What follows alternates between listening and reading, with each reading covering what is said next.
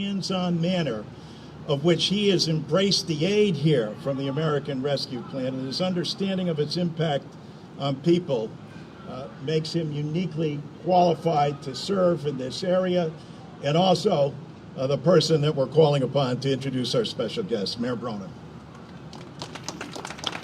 Thank you so much, Congressman Larson. We are so lucky in the city of Hartford and the Hartford region to have the best congressman we could ask for. Madam Speaker, I know you've got a lot of incredible members of your caucus. We think we've got the best right here. He fights every single day for his communities, for our cities. He doesn't wait to be called. He picks up the phone and calls us and asks what would make a difference. And what you've done, Madam Speaker, down in Washington has made all the difference in the world for our city and for city after city around this country as we work to recover from this pandemic, to help kids recover and heal and reconnect. The American Rescue Plan dollars actually make it possible for us to build back better. And those resources are allowing us to make investments in public safety, in kids, in helping our small businesses come back, in building a stronger and fairer foundation for the future. But today, it's particularly important to thank you, your caucus, Congressman Larson, our entire federal delegation for their leadership in passing the child tax credit. Because the child tax credit will lift tens of thousands of kids in the greater Hartford area alone out of poverty. In our city, in our small city in Hartford, 28,000 kids under the age of 18 eligible for that tax credit, which is a game changer for those kids and for their families. We cannot thank you enough for what that has done and what it will do for families and for communities.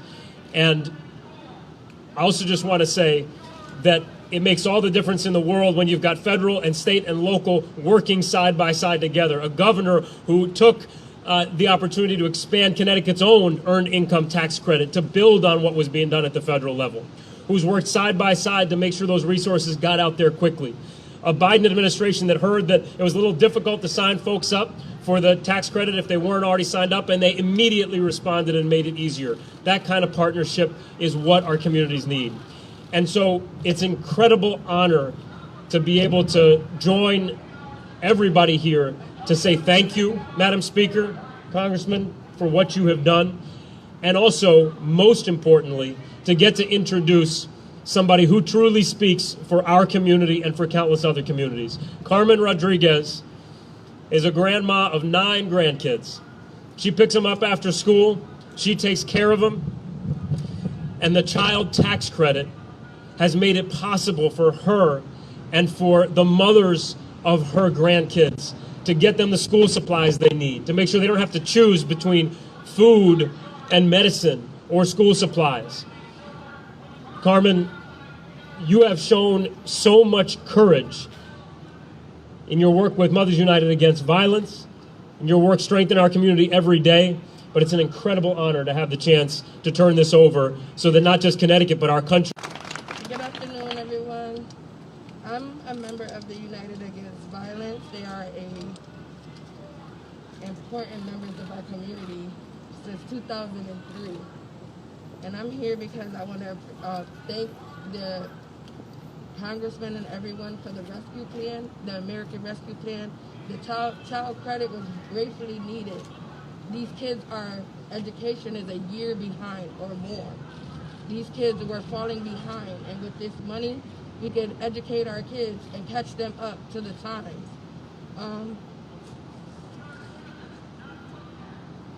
I lost my son over almost a year and a half ago, and I'm raising his kids on top of my other grandkids.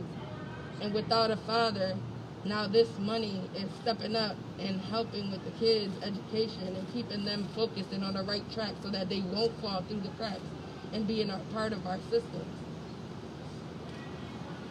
Also, I'm very grateful for this plan as well, because our kids deserve better. Like, just because we're a small city doesn't mean that our kids don't deserve the higher and a better education like they deserve. Like, they shouldn't be fall through the cracks. No child should be left behind. Everyone's coming together as communities, leaders, parents, everyone, and this is greatly appreciated because we really need it. We need our kids to have an education. We have so many older doctors and older nurses, and everyone's older that these kids in this generation are going to have to step up. So we need all the support we can get. And thanks everyone for coming and supporting and showing your affection for these kids that need the people to step up for them. Strangers, family, everyone, step up. Thank you. Thank you so much, Carmen. We tell an awful lot about a leader and how they conduct themselves, but it's especially revealing in the midst of a crisis. The way that Governor Ned Lamont has handled the COVID crisis is exemplary. He's a leader nationally. What he's done here in the state of Connecticut, as Mayor Bronin pointed out, working hand in glove with President Biden, the General Assembly, governors all across the state, we couldn't have a more committed leader. Our own Rosa DeLauro, as all of you know, is the author of the child tax credit, something she worked on for more than 18 years. And our work's not done. We're going to make that permanent, and we're going to continue to work alongside Governor Lamont to make sure that happens. Ladies and gentlemen, the Governor of the state of Connecticut, Ned Lamont. Hey, John, thank you. Right back at you in the best congressional delegation in the country. And Madam Speaker, you were here 6 weeks ago. I'm glad you're paying special attention to Connecticut. We love it. We appreciate it. And let me just build on what Carmen said. Mark and I are all about kids, opportunity, and jobs. And that's what the support we're getting from the federal government is all about. I'm really proud that, Connecticut has a higher percentage of our workforce are women than just about any state in the country. That's because we're one of the most family-friendly states in the country. But right now, Madam Speaker, we have more women collecting unemployment than men. We got to continue to do a better job making it easier for everybody to get back to work and women to get back to work. And you're making that possible for us with your incredible investments. It started with pre- and postnatal care to make sure every kid and every young mom gets the very best opportunity to start. The biggest expansion of daycare and child care in the history of the state, thanks to your incredible good work. And if we get the universal pre-K going in the next round, that makes a difference. It makes a difference in terms of giving every kid the very best opportunity and allowing that parent, allowing that mom to get back to work going forward. And thanks to you, we're doing everything we can to make sure that work pays. And that's how we get people back to work. One of the first states to get the $15 minimum wage. A big expansion, $15 minimum wage. And wages are going up. People deserve a raise. A big increase in the state share of the earned income tax credit so people can keep more of what they earn. That's what we're trying to do every day. And Mark Scheinberg and our amazing community colleges are providing free learning certificates for all the trades so people want to step up, get a new job, they get a better job. That's what the Speaker's done. That's what John Larson is doing. I think Luke Broden knows better than anybody what a difference it's making here in the state of in the city of Hartford. I'm so proud to be with you today. Thanks for everything you're doing. Well, thank you, Governor. And it's always a deep honor to have the Speaker of the House in your hometown. Most of you don't get to experience the Speaker the way members do. Maria Ciotto is in the audience today.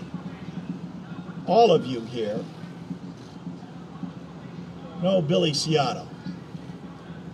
What you probably don't know is that Billy Ciotto, when he first met Nancy Pelosi, said, "Madam Speaker, I want you to know that I have daughters, and we are so proud that you are the first woman speaker in the country.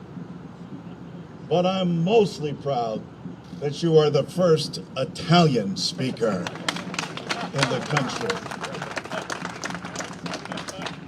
Billy, as you know, passed away this year. And 1 month to the day later, his beloved wife, Jeannie, passed away. During that time, the Speaker of the House, while she was dealing in the aftermath of January 6th, while she was putting together the American Rescue Plan and doing what people said couldn't be done, while we're dealing with a major pandemic, she picked up the phone and talked to her beloved Billy and his wife Jean. You don't get to see that. We do as members. I watch her on the floor and watch her how she knows her caucus. You all know she knows the issues. You all know, if you read John Boehner's book, about her steel spine and her leadership. You all know that she knows how to count. But it's this exceptional compassion, this notion of being operational. While the Senate, working very hard and having daily conferences back and forth and press conferences at the White House, Nancy Pelosi passed over 200 bills in the House of Representatives. I'm talking this year.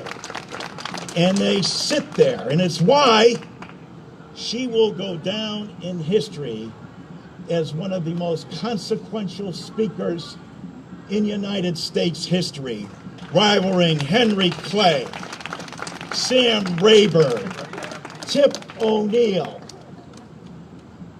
And when I say that,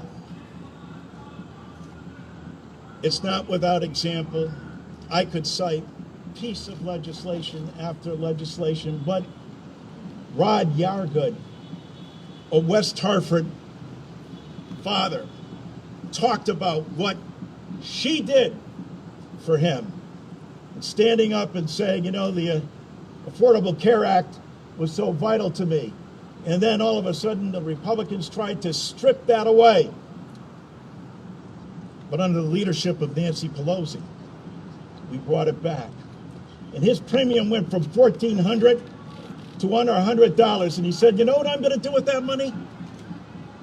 I'm going to be able to put my 2 daughters through college. This is what the Speaker of the House means. This is what she does. This is why she's the most extraordinary leader I've had the opportunity to serve with. Ladies and gentlemen, the Speaker of the House.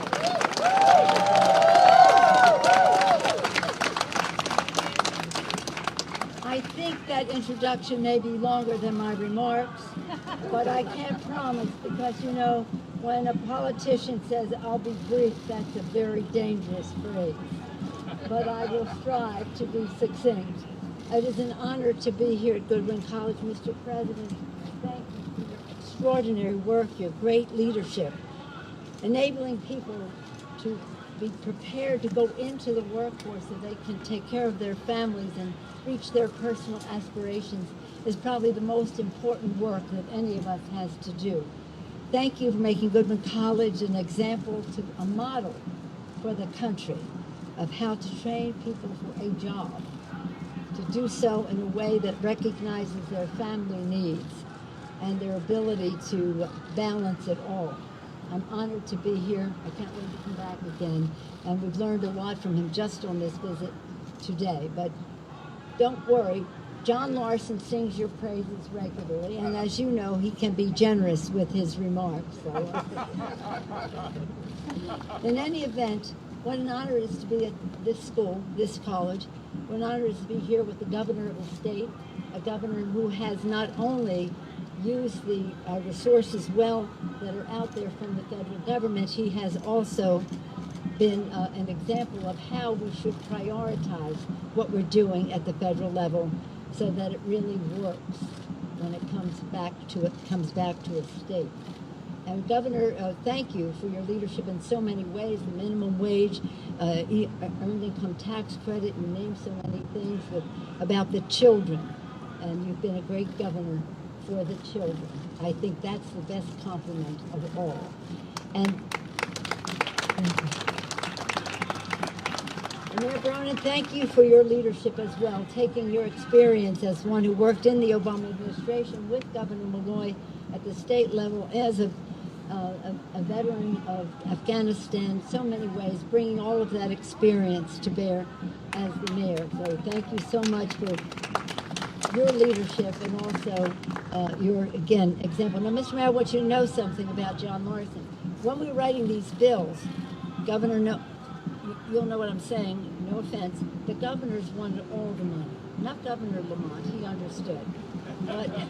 But we decided that we would have some of it go to the state and some of it go to the cities, municipalities, and counties. So that in this state you have no problem, your governor shares your values, but other places the money might not have gone to the states and localities and the counties. John Larson was a leader in making sure that happened in the legislation, so you got your direct funding, as well as the generosity of the state in all of this. Thank you, Mr. Mayor. Thank you. So John Larson, he is a leader in the Congress. He's part of the delegation. A senior member, Rosa DeLauro, as was mentioned, the godmother of the child tax credit, that equal pay for equal work, almost anything you can name. Joe Courtney, we call him Two Submarine Joe, without going into it. Jim Himes, a leader in so many ways, leading up our initiative to study and correct the economic disparity in our country. Johanna Hayes, just the teacher of the year. She brings so much to the delegation, and of course, John Larson. He came at the turn of the century, the 2000th century. Came at 1999, and he has been a leader for the children, for their parents in the workforce, for their grandparents on Social Security. Nobody has done more. So I thank all of you for bringing him. He is an intellectual resource, an advocate of relentlessness and relentless, dissatisfied, always urging us to do more for the children. So thank you, John Larson, and thank you for your kind words. But they all will agree, the governor, the mayor, the congressperson, Mr. President of the university, of the college, that our VIP today is Carmen Rodriguez. Carmen, thank you so much. Thank you so much. Her words, the truth that she spoke about what this means in the lives of people, is really the most eloquent statement of what we're trying to do. Let me just place this in time for a moment. When he became president, President Biden said, help is on the way. When he began his Build Back Better initiative, he wanted to do so in a bipartisan way. He said to the Republicans, and I was there when he said it, and he said it again and again, I want to find our common ground. If we can only find it on infrastructure, building the infrastructure, then let's do that. But I will not confine my vision to what we can do in a bipartisan way on infrastructure, because my vision is to build back better. And that means involving many more people in the economic prosperity and success of our country. So the Build Back Better initiative not only addresses some of our infrastructure needs, whether it comes to climate change, to save the planet, to fill in up, shall we say, places that the infrastructure bill did not address. When I thank the President for his leadership in that regard and keep insisting that we protect the planet for the children, he says, you don't have to tell me, I'm the first person in Congress to ever introduce climate crisis legislation decades ago. So that is something that we're working on in the reconciliation pipe. And we're here to talk about the child tax credit. But what you should know about the child tax credit, Carmen told us more eloquently than any of us can state. But what I want you to know is a part of so much more. For women in the workplace. So I say build back better for the women. For the women, we have the child tax credit. We also have paid family and medical leave, something John Larson has been working on since the days, even before he came to Congress. We have universal pre-K, which was referenced earlier as something that is there for the children. Children learning, parents earning. Everybody benefits from that. And then we have home health care. Home health care, so that if a person, a mom or a dad, a son or a daughter, has a person who is ill, a person with disabilities in their family, or a child, that they know that there will be home health care for that person. So this just goes on and on. It is liberating. It is transformative. And along with the child tax credit is a recognition of how we value children, how we support families, and how we must honor President Biden's vision of something bigger than just building roads and bridges, as important as that is. As important as that is, but how we must do more.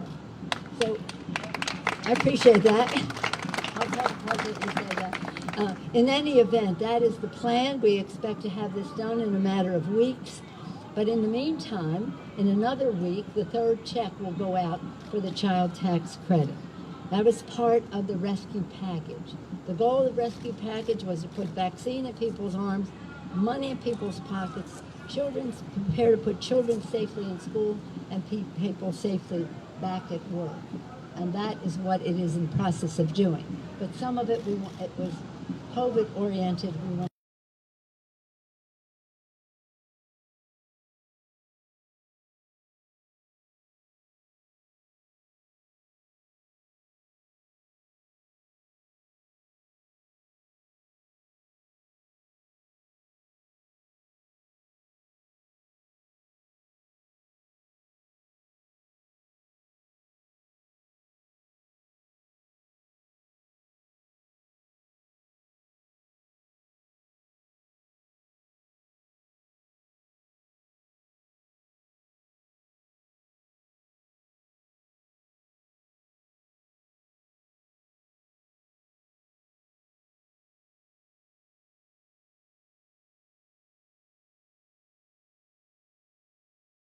addressing the needs of our children.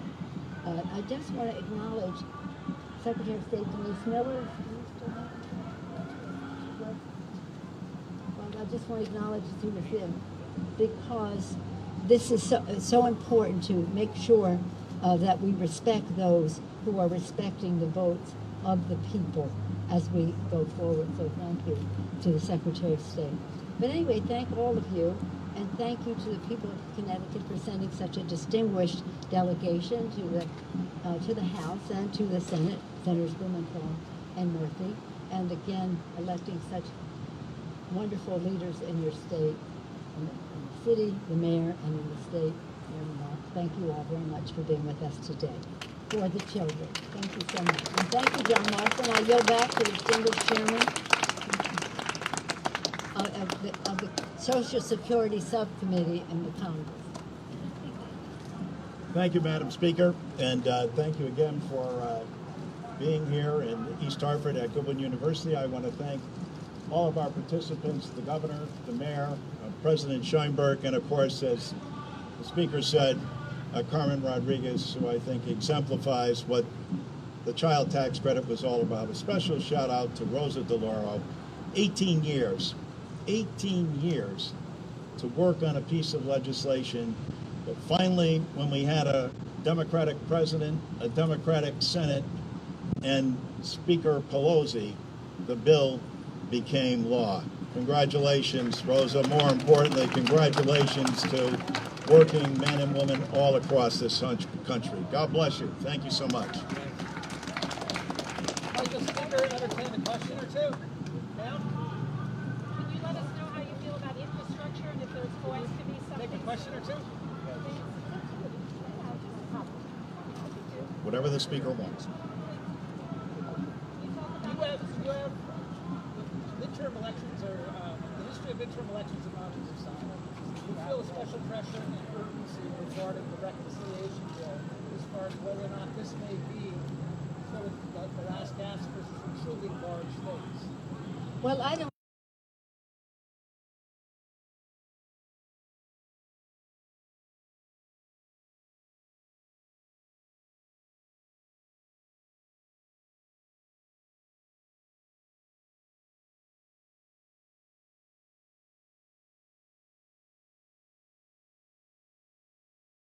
Worry about the reconciliation bill in regard to the elections.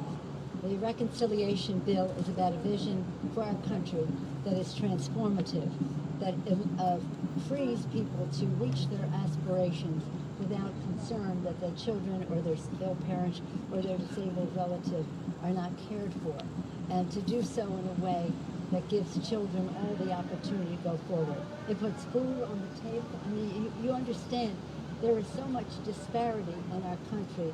This bill is long overdue. Many of the things in the legislation exist in most developed countries in the world, but not in our country. So separating it from that. In terms of the elections, I have no, I know we will win the Congress. There are people who say, well, in the off year, it's not the good year. But I think any assumptions about politics are obsolete. We live in a whole new world of communication and the rest. And I think that all of our members who survive Trump being on the ballot with them will survive next year. Are you worried that the infrastructure bill will get caught up in Washington and states that you know are looking for help and relief? Where do we stand now and how hopeful are you that something will come out and it will be something that you will support?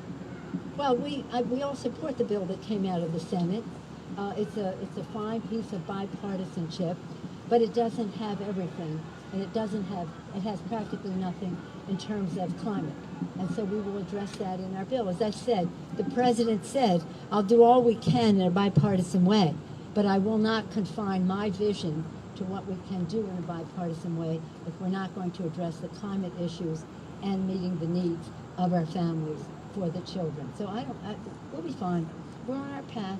I was in the meetings until I got on the plane to come here. I'll be back on the phone as soon as I leave here.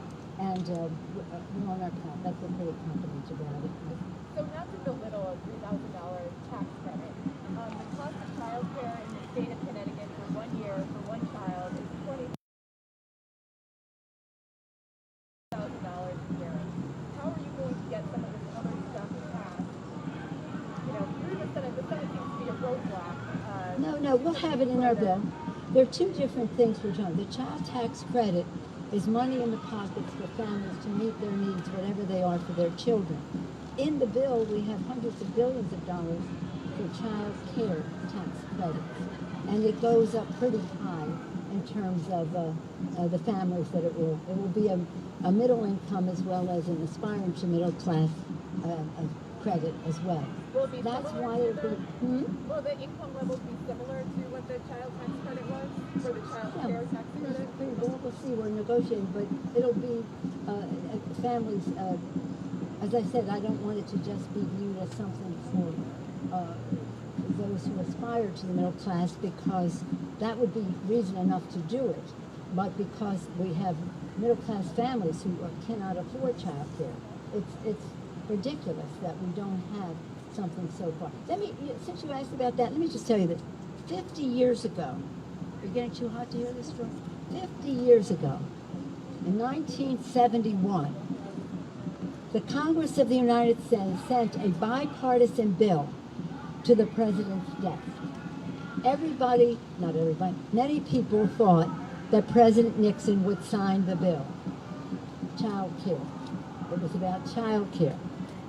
And so because it was bipartisan in the House and in the Senate, people thought that he would sign the bill. That was the expectation.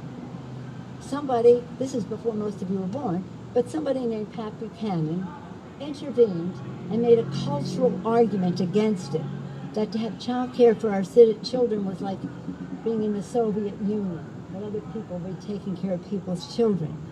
A cultural war on families. Cultural war on families. And I go further into that, but I won't. And so the president vetoed the bill. 50 years later, we have a very generous child, couple $100 billion child.